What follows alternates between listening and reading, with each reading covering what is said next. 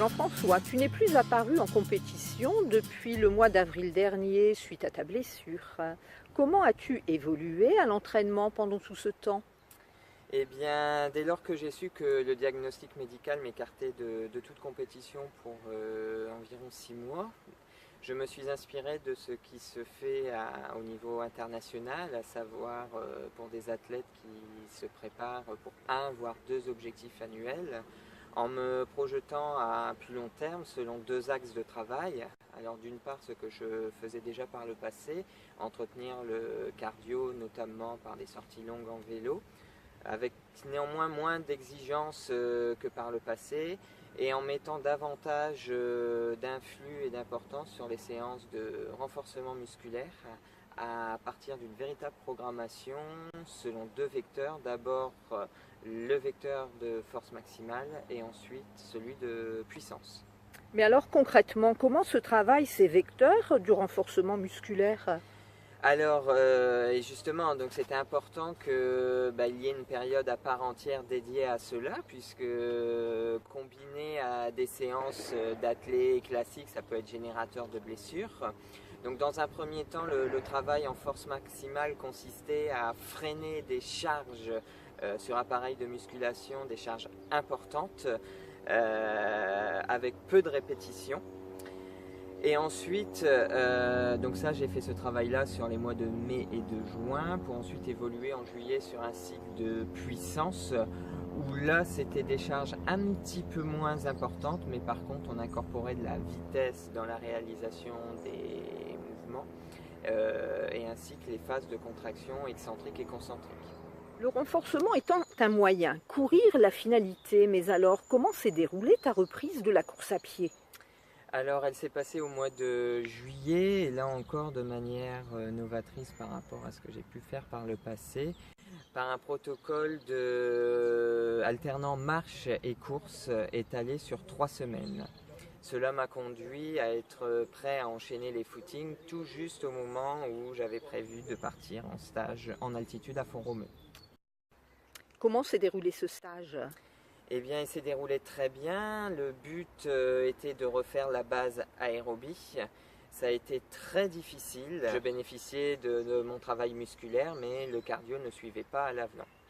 Est-ce que ce stage t'a permis de faire face à cette difficulté finalement? Alors c'est le contexte de cette année, en y allant avec des amis, Chantal et Stéphane qui préparaient le marathon de Berlin, les garçons de Steph qui couraient pour des objectifs similaires aux miens sur 10 km, et en rencontrant également un petit groupe avec Elena, Pascal, Alexandre Fétizon, ainsi que Sandra Bevière et Alice, son entraîneur.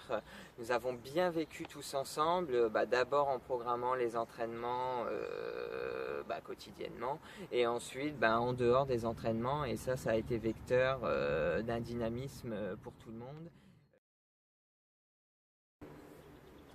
Et donc, suite à ton entraînement qui a duré un mois, je pense, à Font-Romeu, quel a été le contenu de ton entraînement depuis début septembre?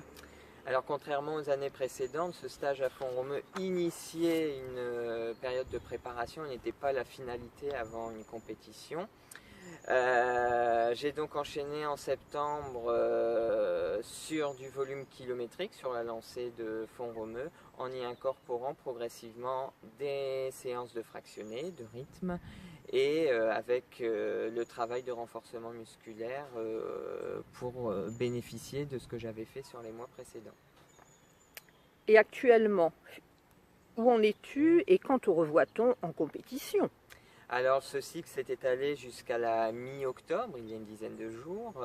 Il m'a donné des bons indicateurs de forme, mais durant toute cette période, j'ai quand même dû composer avec une zone inflammatoire résiduelle à mon talon gauche. De ce fait,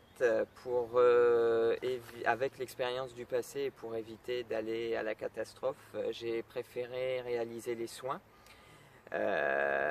Et donc bénéficier d'une période de régénération avant de repartir sur une période d'entraînement, et donc de projeter les objectifs de compétition à un peu plus tard sur cette saison automne-hiver, avec en toile de fond les crosses FFA. Où et comment évolues-tu finalement? Alors début septembre, j'ai posé de nouveau mes valises à Caen. Je me suis réengagé au moins pour une saison avec l'entente Mondeville-Hérouville. Et au niveau des entraînements, Loïc Letellier continue de me proposer des programmations hebdomadaires. Et pour conclure, tu as un dernier message à transmettre? Alors oui, je n'ai pas pour habitude de prêcher particulièrement pour ma paroisse, mais je souhaite remercier les kinés qui me suivent au long cours lors de mon projet sportif, à savoir Mathieu Launois à Caen Kinesport et sur mes lieux de stage, Thibaut Voss à Font-Romeu et Julien Bloin au Pays Basque. Eh bien, bon courage à toi Jean-François pour ces prochaines semaines d'entraînement et à bientôt sur les théâtres de compétition. Els cotxes ambulants. Tu condueixes frases sense mans i el solet als botons del teu abric mirant per la finestra i la llum als racons de tots els pensaments, però de moment seurem aquí, veurem passar la gent i potser les nostres siluetes també, no ho sé, vestides amb paraules i un barret. Caminant, faran coses curioses d'un